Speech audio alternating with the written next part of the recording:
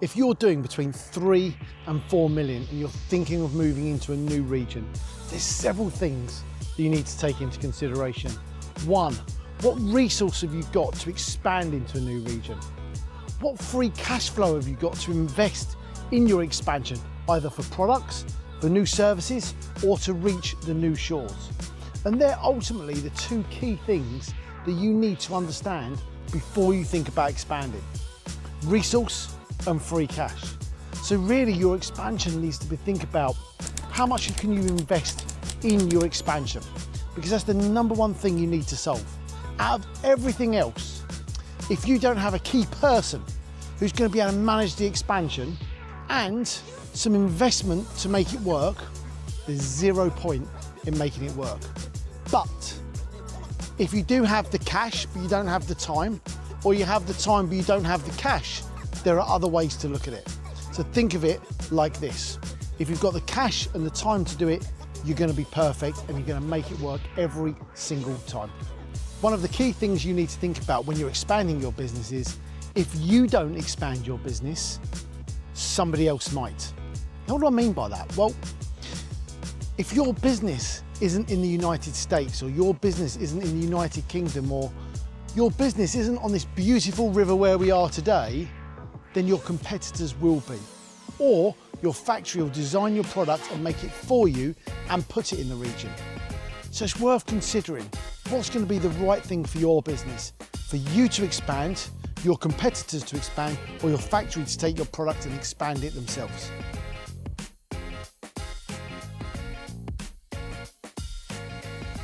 I love this question. This is a question we get asked virtually all the time, because we do so much US businesses into Europe. UK businesses, business owners message me and outreach me on LinkedIn and say, hey Andy, how do I expand to the US?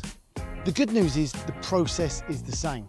Our global expansion pathway, which is our framework of how to globally expand your business, is a framework that's designed to help you expand, whether you're going from the UK to Germany, from the US to Germany, the US to the UK, UK to Singapore, Singapore to the US, wherever.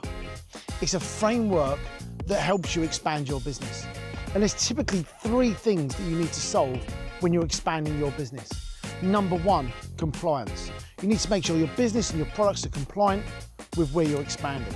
2, you need to be able to ship your products from the factory into the region and then get them locally to whoever's buying them, whether that be B2B or D2C.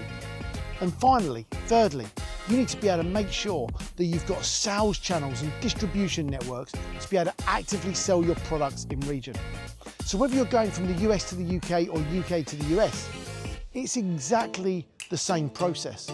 Some of the wording is different. Some of the terminology has changed, but ultimately it's exactly the same thing. For a US business expanding into Europe, we talk about VAT, value added tax. And there's VAT different thresholds in 28 countries across Europe. Well, for a UK seller or a European seller expanding into the US, it's exactly the same. The terminology just changes. Sales tax, which is essentially the same thing as VAT, is calculated in a slightly different way and shown at a different part. But the way in which it's calculated via Nexus in 50-odd states is the same sort of process. But it's about understanding those fundamentals before you expand. But ultimately, your business needs to be compliant and your product needs to be compliant. Compliance.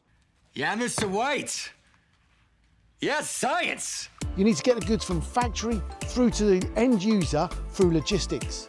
And thirdly, you need to make sure you've got sales channels available to sell your products.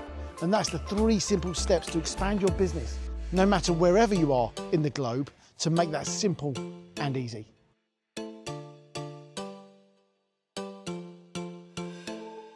No matter where you are in life, no matter what happens, there's one thing I always say: control the controllables.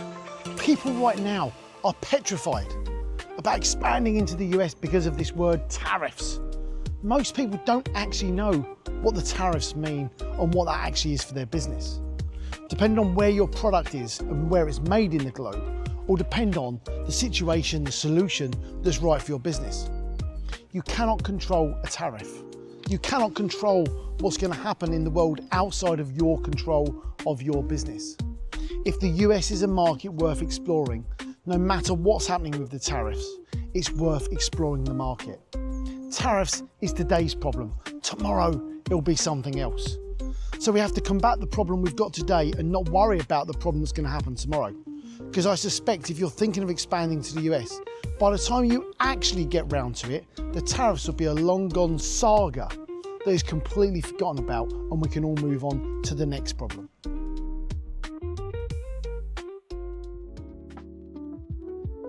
So there's 5 things you need to consider when you're looking at the logistics outside your region. Number 1 is how do you get the goods from factory into the region? Number 2, what are the customs challenges in the region? 3, have you got a fulfillment provider locally? 4, what are the options to ship your products either B2B or D2C? And finally, number 5, returns. These are the 5 things when you're expanding your brand into new markets you need to consider, because those 5 things are the things that will hurt you the most. Ideally, what you need is a solution provider that can provide all of those in one solution. You can work with their shipping company, their freight, their customs, and their warehouse, so that you've just got one provider to make that simple.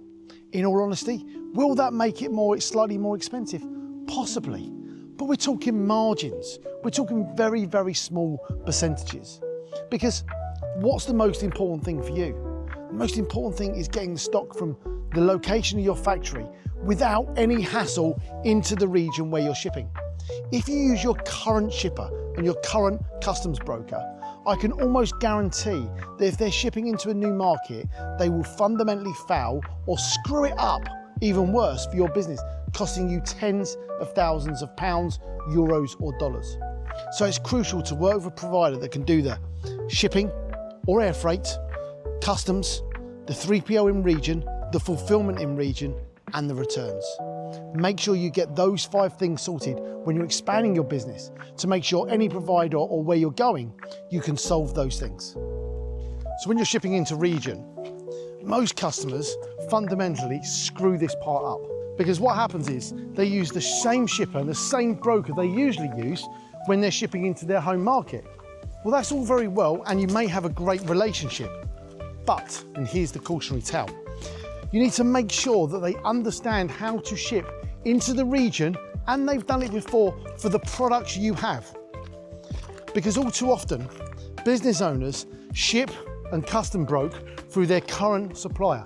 And I'm all for using the same supplier if you've got a great relationship with them. But what happens is if they're not used to shipping into the UK, Germany, the Netherlands, the US, Canada, what happens is they screw it up, and it ends up costing you tens of thousands in additional charges, either at the port, in customs fees, label, product compliance fees, because they've not done the diligence beforehand. They think it's a case of just ship the product. In reality, it's never about just ship the product. Products that typically I see screw this up: organic, medical, supplements. Those ones typically are things that get screwed up on a regular basis. I'm having a few issues with my hair here. They typically screw these up on a regular basis, basically because the shippers aren't used to the regulations in the region. So it's all about making sure the regulations in region are the right regulations, to make sure the shipper understands them, so that the customs broker can make sure that you're completely legal and compliant.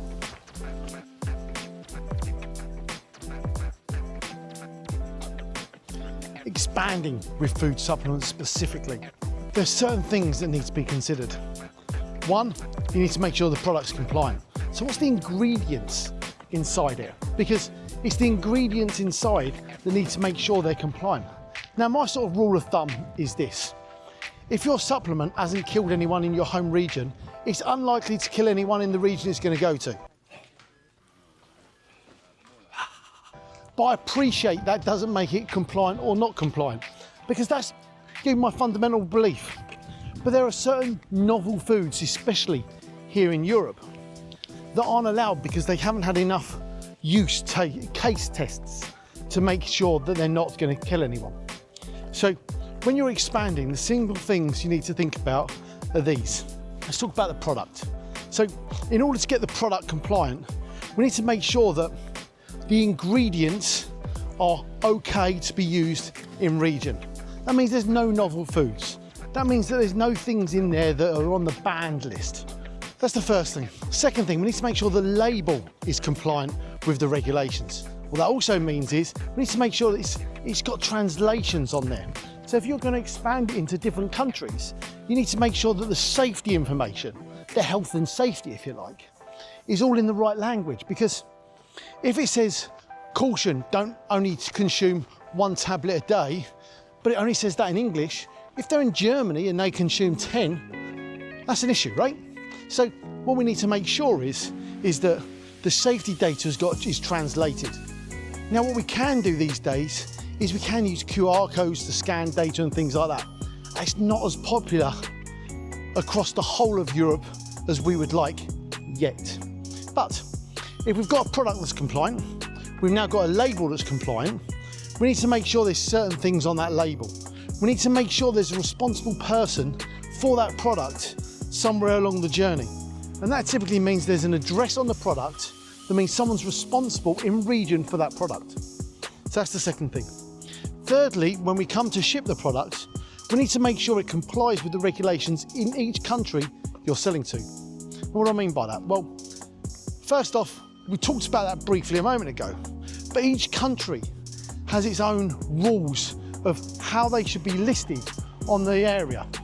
What that means is that in each country, it might have to be listed on a separate portal. For example, in Italy, Spain, and a number of others, each food supplement needs to be listed on the member state portal. So like Italy's the Ministry of Food. Now, each country is going to have its own rules and regulations, but ultimately, you need a partner that understands these things, because shipping into a new region, you need to know where you need this extra information. Because if you go start selling it, what's going to happen is you're going to sell everything, and then someone's going to come after you and say you're not compliant and you're not legal, and cause you a whole load of problems. So you need to make sure when you're expanding that you've got the right information, you know what's needed, and you have a partner that can talk and guide you through that whole process. Because otherwise what happens is it's just a massive pain in the arse and just ends in disaster. So supplements are a really key one. What I would say on supplements is that supplements are massively booming here in Europe. The year-on-year increase for e-commerce is becoming smaller and smaller and smaller. But statistically, comparison, supplements are triple that.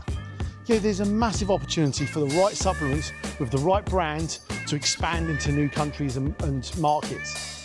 That's where we're seeing the biggest growth right now, is expansion through supplements.